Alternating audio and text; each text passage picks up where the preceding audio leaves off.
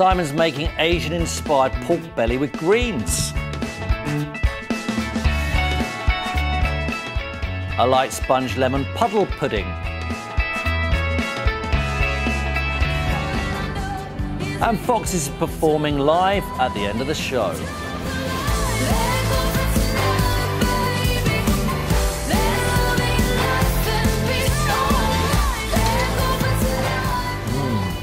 Now we're here with Viking chef and food storyteller Jesper Lynge. Welcome to the show. What exactly is a food storyteller, Jesper? It's a person that likes stories and very good food and makes them together into strange fairy tales about stories and raw materials and how to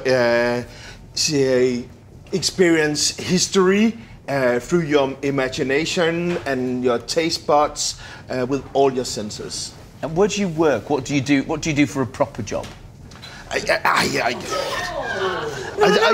mean, you know, when he's not standing here. I mean, because that is your job. You are a food storyteller. Yeah. I work at the museum. Yeah. Where I have a cafe, and all my lovely staff love making food as well as I do, and they love all the stories behind. We have a common history here in England, and you haven't even got rid of it yet. Yeah. Did you know that your queen had common ancestors with us? No, so the Vikings. We didn't even left. Came and you haven't gone. Yeah. Where is your museum? The museum is in Aalborg, near the Limfjord, the big river going through the upper part of Denmark, and it's really, really beautiful. We have the restaurant at the museum, at the memorial site, where there are at least 700 graves. And they're just trying to get it on the UNESCO World Heritage list. Okay.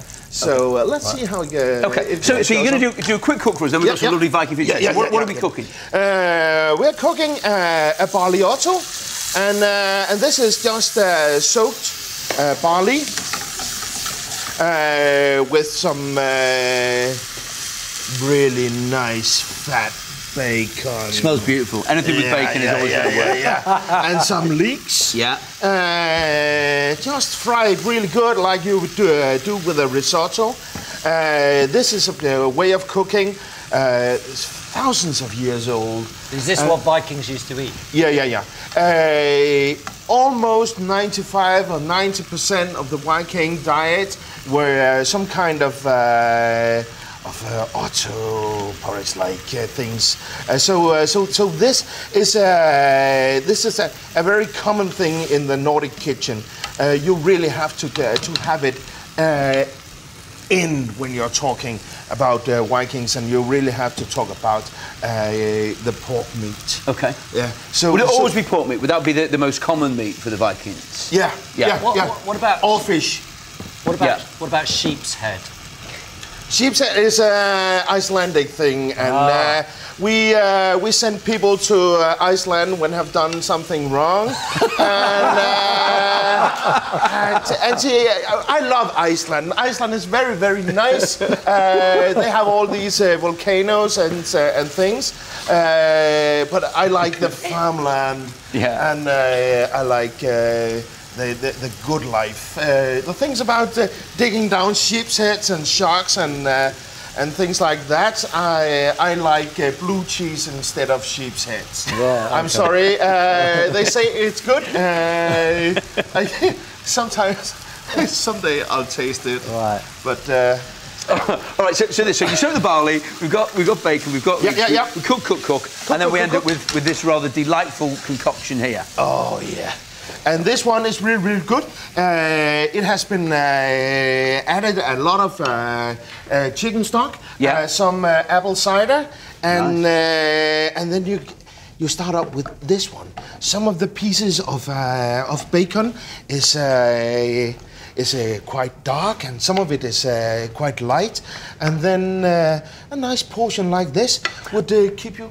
And we need that because Tim and I are kind of bulking up at the moment. So yeah. Good thing. Bulking up. We can do like the Vikings. They often share the plate and this one should be enough for all three of us. And some of this watercress. And this, though, as a dish, Jesper, has this kind of died out now, or would you still eat this?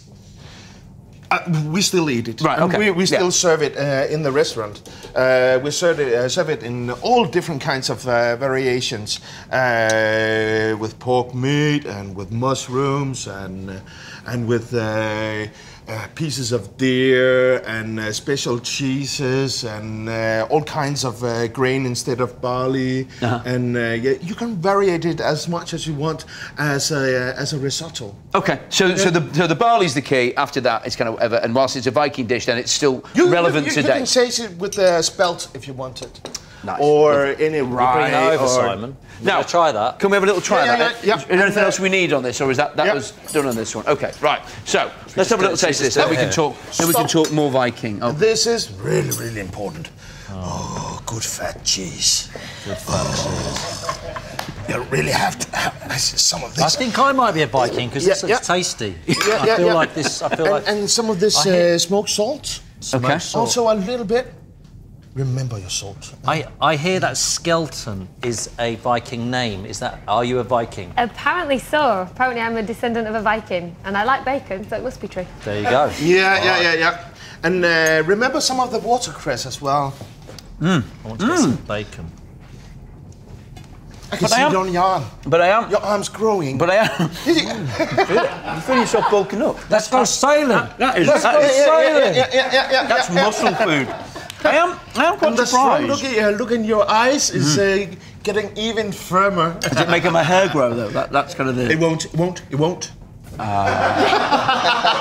I think I am a Viking. I have to say that's delicious. I'm going to take that over. For I am quite surprised though at the amount of grain. Can we get them some forks? I think I always imagined, Tim, that a Viking diet would be very meaty, more so than grainy. But I guess no. Should we go over here to the? Yeah. Okay. So that's your delicious barley risotto. What else have we got? Oh, more pig. Pig is good. A lot of pig is very good. Okay. So this is a traditionally cured piece of ham from our hometown. Our butcher came to me one day and said, "I want to make some Viking food." And then I told him, "Ask my wife. She's a butcher's daughter, and her tongue is slightly." Your wife is here. Is also looking spectacular as well. Yeah. And her tongue is slightly sharper than this. Okay. So be in respect. Well, for your own sake. We're moving away from that one. Yeah. So that's the ham. What else? What have we got? We can try. Oh, we can try a piece of the ham. Okay. I certainly would if I were you.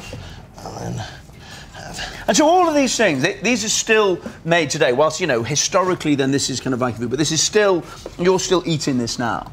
Yeah. And you can understand why. Yeah. It's just as good as the Italians and Spanish hams. Delicious. Yeah, really good. What else have you got? And here, I got some sausage. We believe that people should eat sustainable, and this is happy food. Happy food. We like happy food. We like food from the forests. We like sustainably grown animals, like the pork here, free range, and this is from a nearby forest. Okay. So what's it made of? Red deer. Oh, okay. And a little bit of pork flesh. Can we try? Can we try? Yeah. Okay. I'm liking the idea of this. Yeah. Deer and pork. Deer and pork. Yeah. So this one is. Thank you. Is not as mature as it should be. A sausage should be when you're having a long sausage. If I would hit you in the back with this one, it would be like like having a slap when it wrapped around your neck. But a fully matured sausage should knock me out. Yeah, slam you to the floor. Okay. And is everything a weapon in Viking culture? Possibly. Your wife's tongue, the sausage. Yeah.